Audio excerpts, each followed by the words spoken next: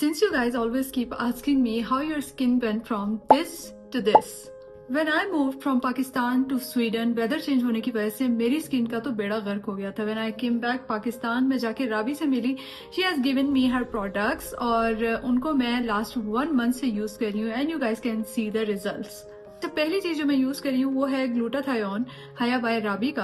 अच्छा, ये क्या करता है? ये आपके फेस पे प्रॉपर ग्लो देता है और आपके जो डार्क स्पॉट्स हैं उनको फेड करता है. टेक्सचर आप इसका देख सकते हैं, बहुत लाइट वेट है. And let's talk about the benefits. It's a whitening serum, intensive lightning के साथ बूस्ट रेडिएंट ग्लो देता है और आपके डार्क स्पॉट्स को रिमूव करता है.